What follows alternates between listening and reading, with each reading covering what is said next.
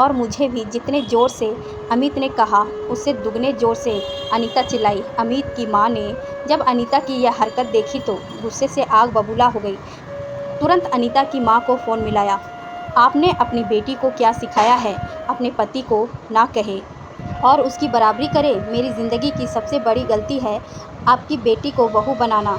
हो सके तो आकर अपनी बेटी को ले जाइए। आपकी बेटी में तमीज़ नहीं है। जब तमीज़ सीख ले तो भेज दीजिएगा। अनीता की माँ ने शांत और प्यार भरे शब्दों में जवाब दिया। आप क्या कह रही हैं? मुझे तो वहाँ की कोई जानकारी नहीं है। वैसे आप अपनी बहू को भेजना चाहती हैं तो उसे कह दे, वह चली आएगी। मुझे जाकर लाने को कोई ज़रूरत नहीं है। इतनी होशियार तो है मेरी बेटी की अकेले कहीं आ जा सके। अनीता की माँ की बातों ने अनीता की माँ का गुस्सा और चढ़ा दिया। माँ के ही इतने शान है तो बेटी क्या कहने, और फ़ोन काट दिया। अमित ऑफिस चला गया और अनीता रसोई के कामों में लग गई। आज अनीता का ऑफिस ऑफ है।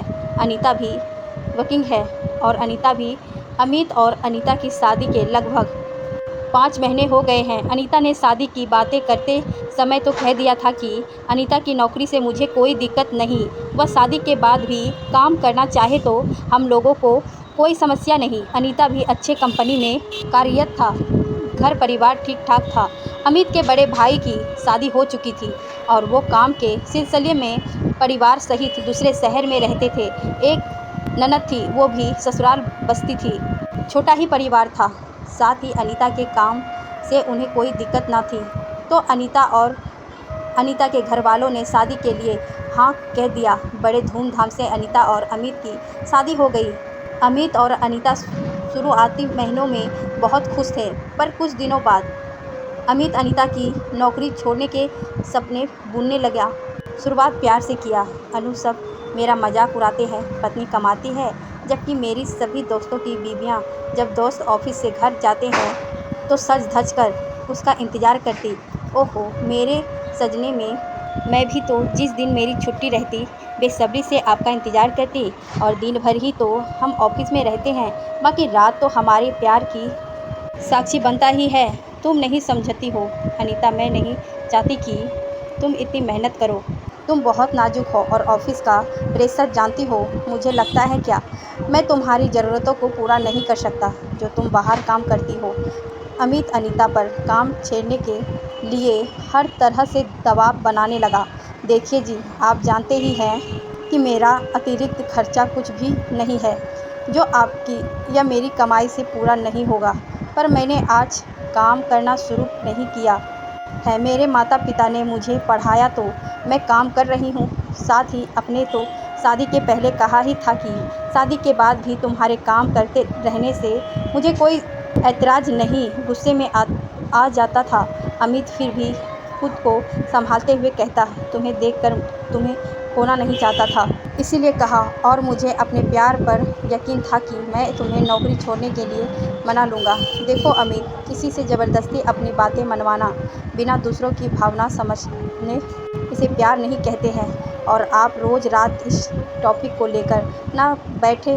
मैं काम करती रहूँगी अपने स्वाभिमान के लिए, अपने माता पिता के लिए, साथ ही अपने आत्मसम्मान के लिए। अमित और अनीता में रोज़ इस बात की चिक चिक होने लगी।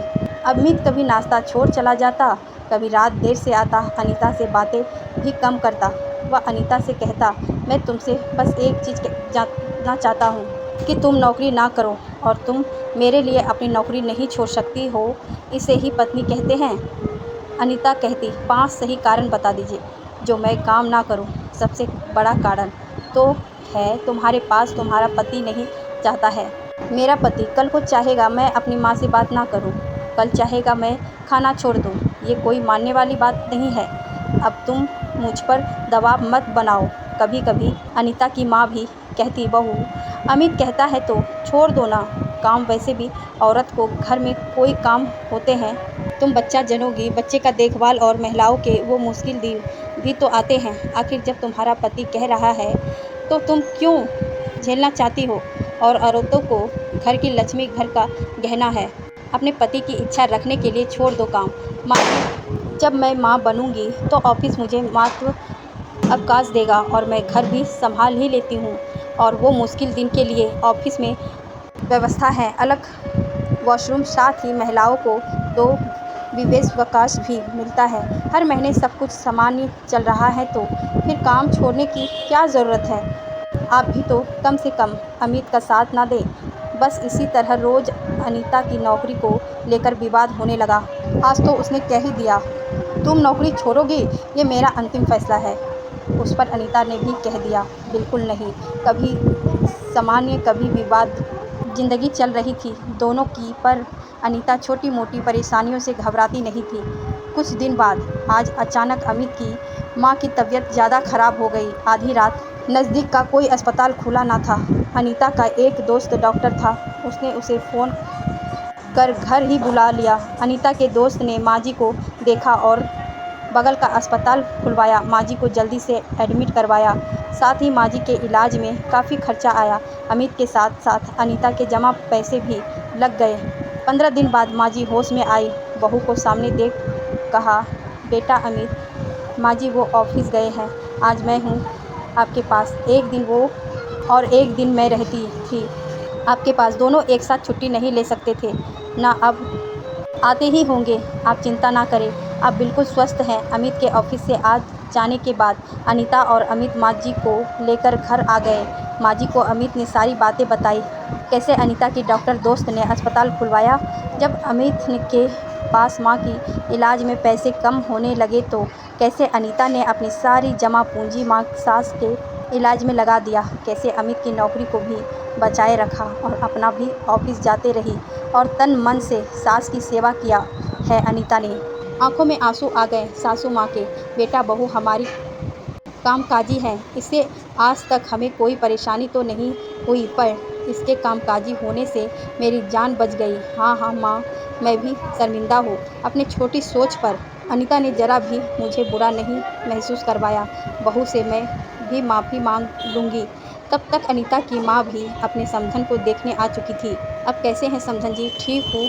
मैं आपको एक बात कहना चाहती हूँ। हाँ हाँ कहिए ना। आपकी बेटी को अपनी बहू बनाकर सबसे बढ़िया काम किया है मैंने। अनीता की माँ के आंखों में भी खुशियों के आंसू थे। उन्होंने कहा, मेरी बेटी हीरा है तो आप जौहरी, हर कोई हीरा को नहीं पहचान सकता। अब आपकी बेटी नहीं, मेरी बहू, अनीता की सास ने कहा। हाँ हाँ सिर्फ आपकी बहू। और दोनों समधन हंसने लगे। अनीता चाय लेकर आई। अमित, अनीता और दोनों समधन ने आज साथ चाय पीकर रिश्तों की मिठास को और बढ़ा दिया।